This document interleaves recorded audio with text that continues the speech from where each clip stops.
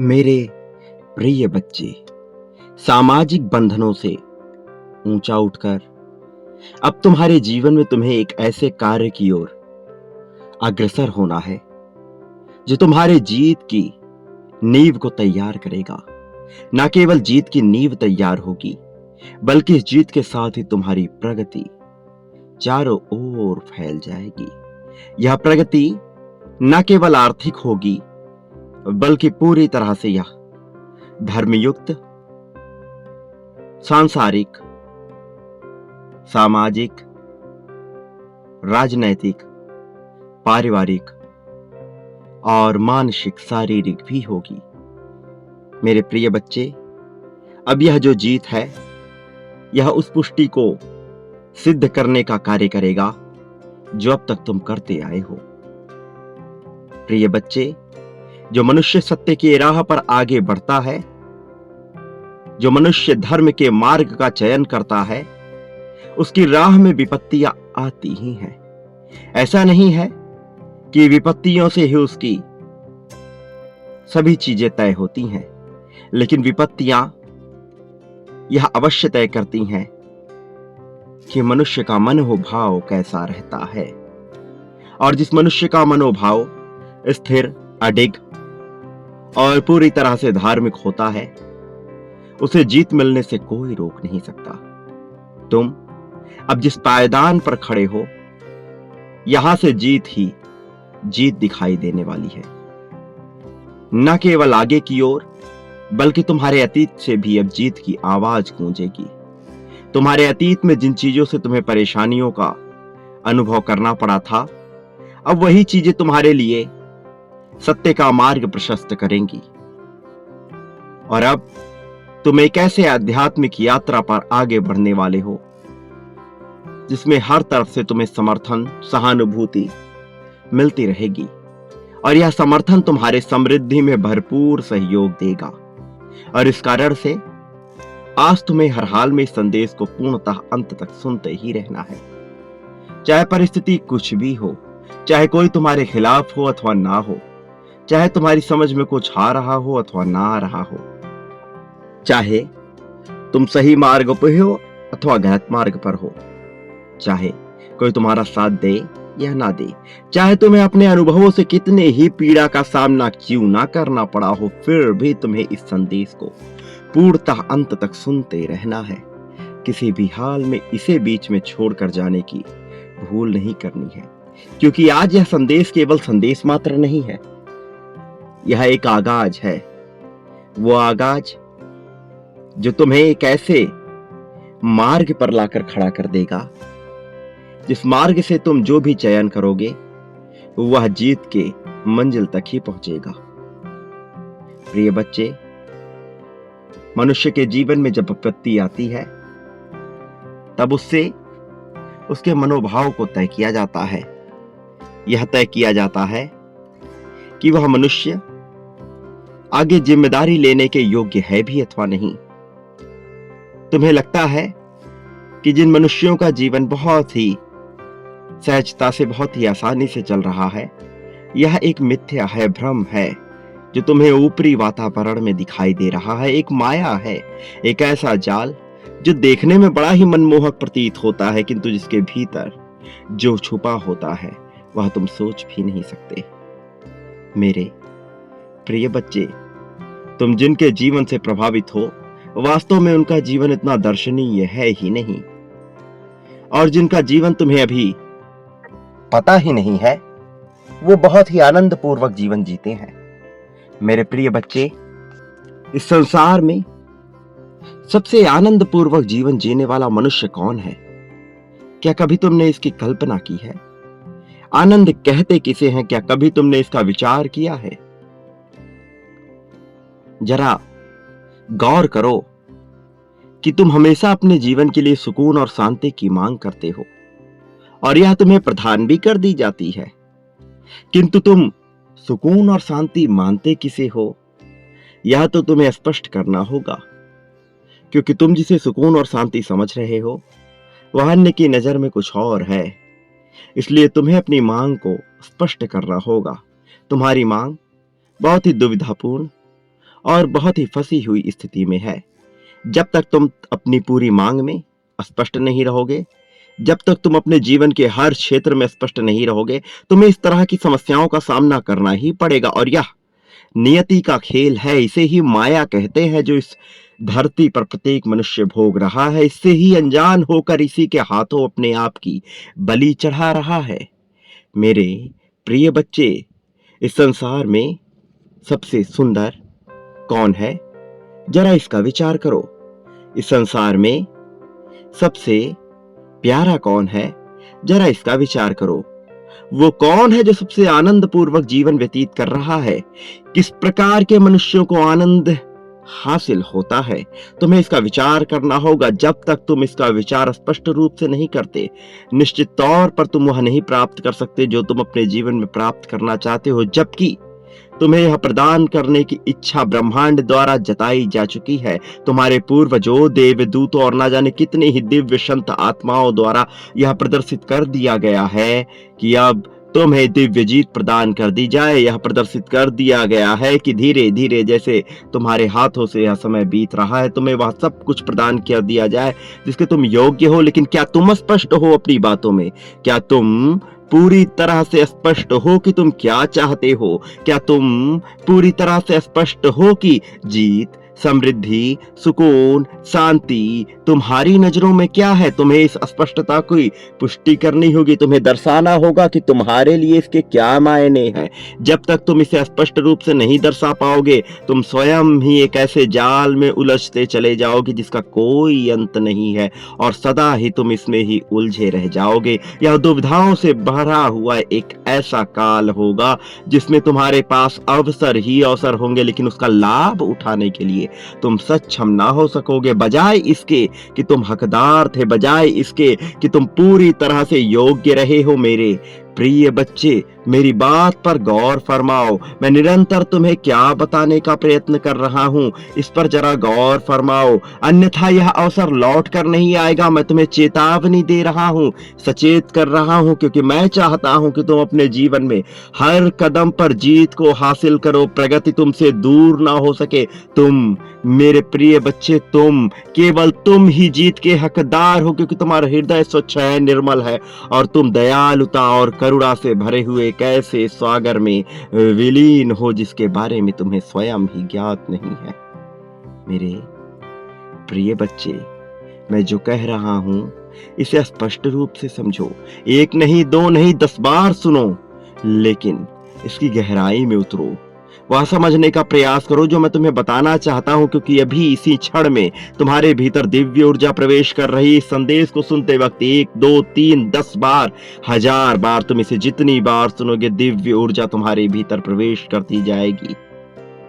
प्रिय बच्चे, बांटने से चीजें घटती नहीं है, बल्कि कई गुना मात्रा में यह बढ़ती हैं। फिर तुम प्रेम बांटो, धन बांटो, त्याग, समर्पण, ईर्ष्या, द्वेष, यह तुम पर निर्भर करता है। तुम जो पाना चाहते हो उसे कई गुना मात्रा में बांटो, फिर वह कई गुना मात्रा में तुम्हें प्राप्त होगा। इसका प्रारंभ तुम मुझसे करो। प्रेम बांटो, धन बांटो, नफरत भी बांट सकते हो, द्वेष, ईर्ष्या, बदले में तुम्हें वह सब कुछ प्राप्त होगा कई गुना ज्यादा मात्रा में होकर। यह चुनाव तुम पर पूरी तरह से है, इस पर किसी का कोई वश नहीं है, क्योंकि यह तुम्हारे कर्मों का निर्धारण करता है। मैं केवल मूल्यांकन करता हूँ, आकलन करता हूँ, लेकिन चुनाव और विकल्प सदैव तुम्हारे प्रतिपक्ष होते हैं, सदैव तुम्हारे लिए होते हैं। अब तुम तैयार करो अपने आप को नई मंजिल के लिए, नई उद्देश्यों के लिए। लेकिन अभी चयन का समय है, तो चयन बहुत ही सोच समझकर, बहुत ही खुले दिल से करना। जरा सा भी संकोच, कोताही और संदेह किए तो तुम चूक जाओगे उस आशीर्वाद से जो तुम्हारी किस्मत में लिख दी गई है। ये माह का अंत नहीं है, ये प्रारंभ है तुम्हारे जीवन में प्रगति की। यह प्रारंभ है तुम्हारे उस जगह पे पहुंच जाने की जहां पहुंच जाने के लिए तुम बनाए गए हो। प्रिय बच्चे, गौर फरमाओ कि वह कौन है जो सबसे सुखी है, जो आनंद में है। क्या तुमने विचार किया? चलो मैं तुम्हें बताता हूं। सर्वप्रथम वही मनुष्य आनंद में हो सकता है जो जीवन के हर पल में, हर चुनौती पे, हर संघर्ष पे, हर तरह की समस्या, सुख, दुविधा, दुख में एक समान रहता हो, वो जिसे इस बात से फर्क नहीं पड़ता कि आगे उसके लिए भविष्य के पिटारे में क्या लिखा गया है, अच्छा बुरा, ऊंचा नीचा, यह उसे कोई मायने नहीं देता। वास्तव में यदि उसे कुछ मायने देता है तो वह है उसका अपना जीवन, क्योंकि संसार में यदि कुछ सबसे कीमती है तो वह है मनुष्य का अपना जीवन, क्योंकि जब तक तुम्हारे पास तुम्हारा यह जीवन है तब तक ही तुम्हारे कर्मों का आकलन है, तब तक ही तुम्हारा लेखा जोखा है, तब तक ही तुम हो, तब तक ही तुम्हारा यह वजूद है।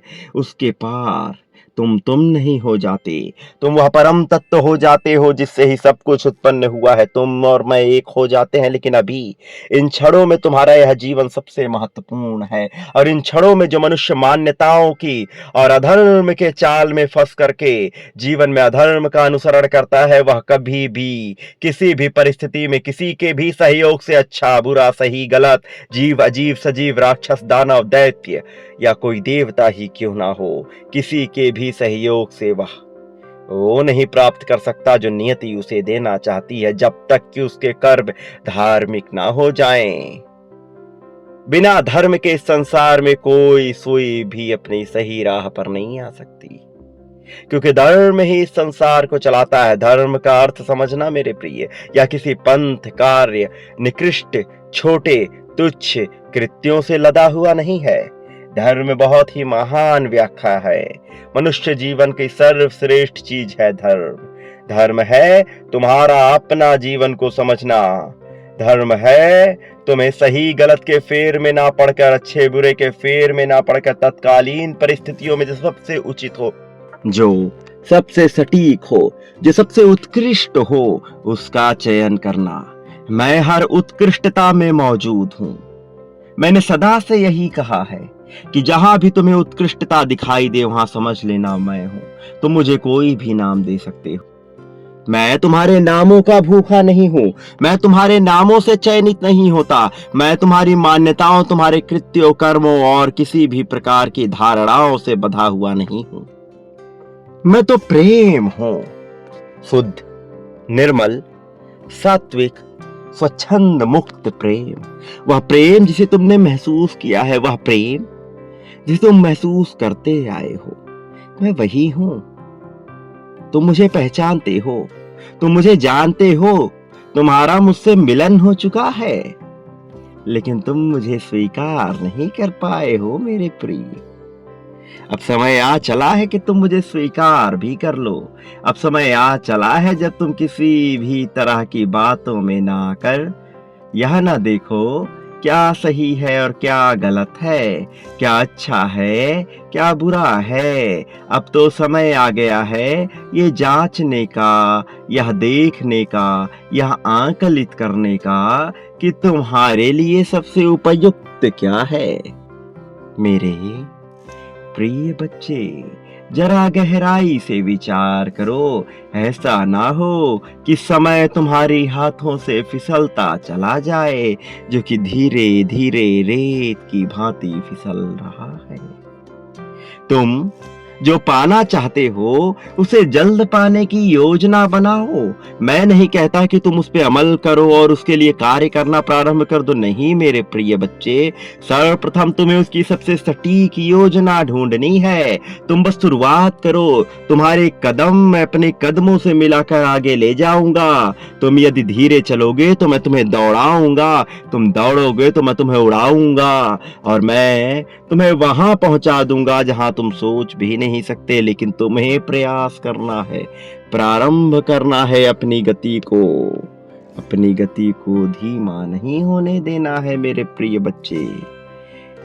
बहुत ही शांति के साथ बैठकर ध्यान लगाकर सोचो, वह क्या है जो करने में तुम्हें आनंद आता है। वह क्या है जो तुम बिना धन के भी करोगे। वह क्या है जिसके लिए तुम जीना चाहते हो, जिसके लिए तुम कुछ भी नहीं सोचोगे।